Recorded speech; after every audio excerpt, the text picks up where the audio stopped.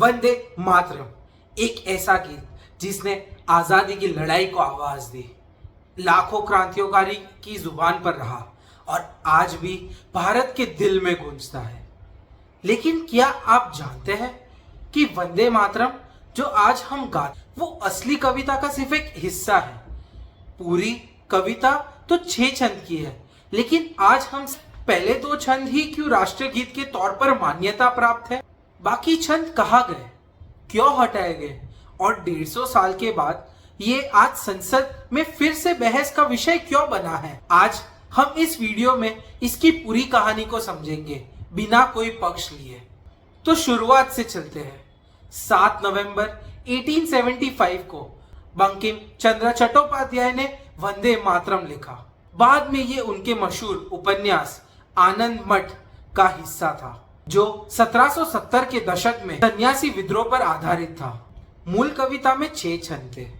पहले 2 छंद मातृभूमि की सुंदरता का व्याख्यान करते हैं, जैसे कि हरे भरे खेत, चांदनी रातें, फूलों से लदे पेड़।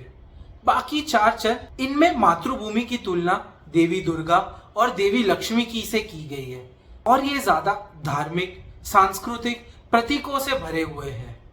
ये गीत जल्द ही ब्रिटिश शासन के खिलाफ प्रतिरोध करने का प्रतीक बन गया था। बंगाल विभाजन 1905 के दौरान स्वतंत्र संग्राम की रैलियों में इसे गाया जाने लगा और अंग्रेजों ने कई बार इस पर प्रतिबंध भी किया। अब आते हैं कहानी के सबसे विवादित हिस्से पर। अक्टूबर 1937 में इंडियन नेशनल कांग्रेस की वर्किंग कमेटी एक प्रस्ताव पास किया, जिसमें तय किया गया कि सार्वजनिक कार्यक्रम में सिर्फ पहले 2 छंद ही इस्तेमाल किए जाएंगे, बाकी 4 छंद हटा दिए गए। इसके पीछे की वजह समझना जरूरी है, क्योंकि आज इसी पर सबसे ज्यादा बहस हो रही है। तो चलो कांग्रेस और उस दौर के नेताओं का तर्क सुनते हैं। आगे के छंद में देवी दुर्गा, लक्ष्मी के संदर्भ में, जिन्हें कुछ मुस्लिम समुदाय के लोग मूर्ति पूजा से जोड़कर देखते हैं और आपत्तिजनक मानते। मोहम्मद अली जिन्ना ने तो सार्वजनिक तौर पर कहा था कि मुसलमान इस गीत को पूरा हो या संपादित राष्ट्रगान के तौर पर स्वीकार नहीं करेगा। इस फैसले में रविंद्रनाथ टैगोर की भी भूमिका रही है। 26 अक्टूबर 1937 यानी बैठक से 3 दिन पहले उन्होंने नेहरू जी को इस मुद्दे पर पत्र लिखा था। कांग्रेस का कहना है कि यह फैसला टैगोर की सलाह पर और अलग अलग समुदायों की भावनाओं का सम्मान करते हुए लिया गया था। खुद महात्मा गांधी ने भी माना था कि यह गीत हिंदू गीत नहीं था, लेकिन इसमें सांप्रदायिक दरार पैदा करने की क्षमता जरूर है। नतीजा 1951 में आजाद भारत ने जन गण मन को राष्ट्रगान बनाया और वंदे मातरम को राष्ट्रीय गीत यानी नेशनल सॉन्ग का दर्जा दिया। तो को समान सम्मान मिला, लेकिन अलग अलग भूमिकाओं में। अब बात करते हैं ये मुद्दा आज 150 साल बाद फिर से इतनी चर्चा में क्यों है। नवंबर 2025 में प्रधानमंत्री नरेंद्र मोदी ने वंदे मातरम की 150वीं वर्षगांठ के मौके पर 1 साल भर चलने वाले कार्यक्रम की शुरुआत की। इस मौके पर उन्होंने पूरी कविता दुर्गा के संदर्भ वाले छंदों समेत सुनाई और कहा, दुर्भाग्य से 1947 में वंदे मातरम के महत्वपूर्ण छंद, इसकी आत्मा का एक हिस्सा हटा दिए गए। वंदे मातरम का बंटवारा आगे चलकर देश बंटवारे का बीज भी बना। उन्होंने इसे कांग्रेस की बंटवारे वाली मानसिकता करार दिया। दिसंबर 2025 में संसद में इस मुद्दे पर 10 घंटे की विशेष बहस हुई। लोकसभा में प्रधानमंत्री मोदी ने और राज्यसभा में गृह मंत्री अमित शाह ने इसका नेतृत्व किया। अब दोनों पक्षों की बातें सुनते हैं।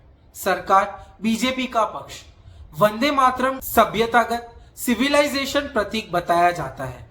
1937 के फैसले को जरूरत से ज्यादा समझौता यानी कि ओवरली अकोमोडेटिंग माना जाता है।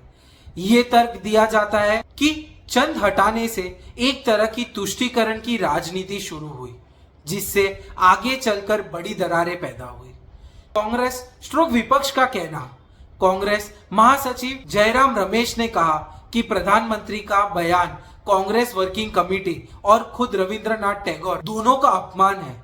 क्योंकि 1937 का फैसला टैगोर की सलाह पर और सोच समझकर समाज सेवी भावनाओं यानी इंक्लूसिव डिसीजन से लिया गया था, जिससे गांधी, नेहरू, पटेल सभी बड़े नेताओं का समर्थन प्राप्त था। कांग्रेस ये भी कहती है कि इस मुद्दे को अभी पश्चिम बंगाल चुनाव के पहले उठाना राजनीतिक रूप में समयबद्ध यानी पॉलिटिकली टाइम्ड है, ताकि चुनावी सुधार और एसआईआर जैसे मुद्दों से ध्यान भटकाया जा सके। एक दिलचस्प पहलू ये भी है कि वंदे मातरम को राष्ट्रगान क्यों नहीं बनाया गया। नेहरू ने 21 मई 1948 के एक कैबिनेट नोट में इसके पीछे अपने तर्क रखे थे।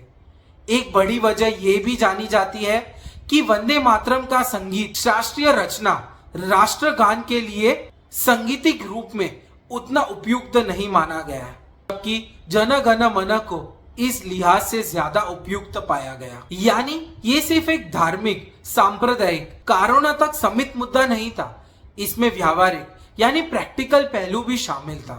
कुल मिलाकर वंदे मातरम की कहानी सिर्फ एक गीत की नहीं, बल्कि आजाद भारत के सबसे संवेदनशील दौर, सांप्रदायिक एकता, विभाजन और राष्ट्रीय पहचान से जुड़ी हुई है। 1937 का फैसला किन वजहों से लिया गया, ये आज भी बहस का विषय है। कुछ इसे जरूरी समझौता मानते हैं, कुछ इसे अनावश्यक तुष्टीकरण।